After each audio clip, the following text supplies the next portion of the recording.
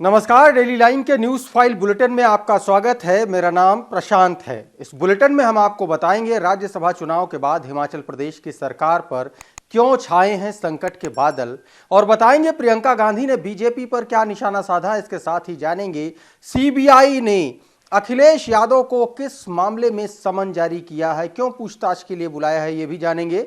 लेकिन उससे पहले एक नजर डालते हैं आज की हेडलाइंस पर। हिमाचल प्रदेश में जारी सियासी संकट, सीएम सुखविंदर सिंह सुक्खू ने अपने इस्तीफे की खबरों को बताया अफवाह, प्रियंका ने बीजेपी पर साधा निशाना। पीएम ने तमिलनाडु में 17,300 करोड़ की योजनाओं का किया शिलान्यास, देश के पहले हाइड्रोजन हब, पोर्ट और इनलैंड वाटर वे वेसल की रखी नींव। कर्नाटक में भाजपा का आरोप, राज्यसभा चुनाव में कांग्रेस कैंडिडेट की जीत के बाद लगे पाकिस्तान जिंदाबाद के नारे। अवैध खनन केस में अखिलेश यादव को सीबीआई ने भेजा समन, 29 फरवरी को पूछताछ के लिए बुलाया दिल्ली, बतौर गवाह पेश होंगे अखिलेश। गुजरात में एटीएस, नेवी और सेंट्रल एजेंसी को मिली बड़ी कामयाबी, अरब सागर में जब्त की 3300 किलो ड्रग्स, 2000 करोड़ से ज्यादा की है अंतर्राष्ट्रीय बाजार में कीमत। और अब बात करते हैं आज की बड़ी खबरों की। राज्यसभा चुनाव में क्रॉस वोटिंग और मंत्री के इस्तीफे के बाद हिमाचल प्रदेश में सियासी हड़कंप मचा हुआ है। इस बीच हिमाचल के मुख्यमंत्री सुखविंदर सिंह सुक्खू ने अपने इस्तीफे की खबर को अफवाह बताया है। सीएम सुक्खू ने साफ कहा कि उन्होंने इस्तीफा नहीं दिया है, ये भाजपा की चाल है और वो अफवाह फैला रही है। सुक्खू ने कहा कि जिन विधायकों ने राज्यसभा चुनाव में क्रॉस वोटिंग की है वो भी हमारे संपर्क में है। भाजपा कांग्रेस पार्टी को तोड़ना चाहती है, लेकिन कांग्रेस संगठित है। वहीं कांग्रेस महासचिव प्रियंका गांधी ने हिमाचल प्रदेश के सियासी संकट को लेकर बीजेपी पर निशाना साधा है।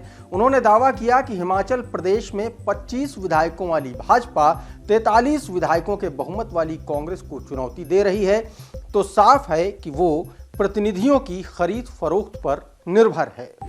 और अब बढ़ते हैं आज की अगली बड़ी खबर की ओर। प्रधानमंत्री नरेंद्र मोदी ने आज तमिलनाडु के थूथुकुडी में 17,300 करोड़ की योजनाओं का शिलान्यास किया। इसमें देश का पहला हाइड्रोजन हब, पोर्ट और इनलैंड वाटर वे वेसल भी शामिल है।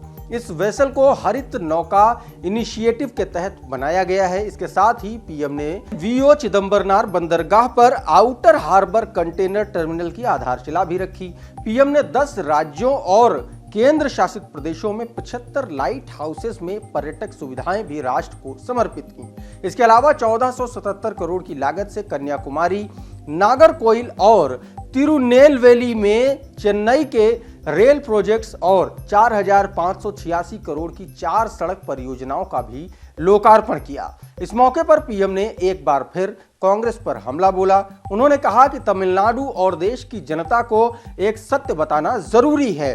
सत्य कड़वा होता है, लेकिन मैं सीधा आरोप यूपीए सरकार पर लगाना चाहता हूं। जो परियोजनाएं मैं आज यहां लेकर आया हूं वो दशकों से यहां के लोगों की मांग थी, लेकिन उन्हें आपके विकास की फिक्र नहीं थी। और अब बात करते हैं आज की अगली बड़ी खबर और अहम खबर की। कर्नाटक में भारतीय जनता पार्टी ने कांग्रेस पर पाकिस्तान जिंदाबाद के नारे लगाने का आरोप लगाया है। भाजपा का आरोप है कि हुसैन के समर्थकों ने मतगणना केंद्र के बाहर आने के बाद पाकिस्तान जिंदाबाद के नारे लगाए। दरअसल मंगलवार को राज्यसभा चुनाव में कांग्रेस कैंडिडेट सैयद नसीर हुसैन की जीत के बाद नारे लगाने पर विवाद खड़ा हो गया है। विधानसभा में विपक्ष के नेता आर अशोक ने कहा कि ये मुख्यमंत्री सिद्धारमैया और उप मुख्यमंत्री डीके शिवकुमार के तुष्टीकरण की राजनीति के खतरनाक खेल का नतीजा है। इसने देश विरोधी तत्वों और टुकड़े टुकड़े गैंग को बढ़ावा दिया है। हमने पुलिस से इसकी शिकायत की है। वहीं भाजपा आईटी सेल के प्रमुख अमित मालवीय ने भी एक वीडियो शेयर किया है। वीडियो के साथ उन्होंने लिखा कि पाकिस्तान को लेकर कांग्रेस का जुनून खतरनाक है। यह भारत को विभाजन की ओर ले जा रहा है, हम इसे बर्दाश्त नहीं कर सकते।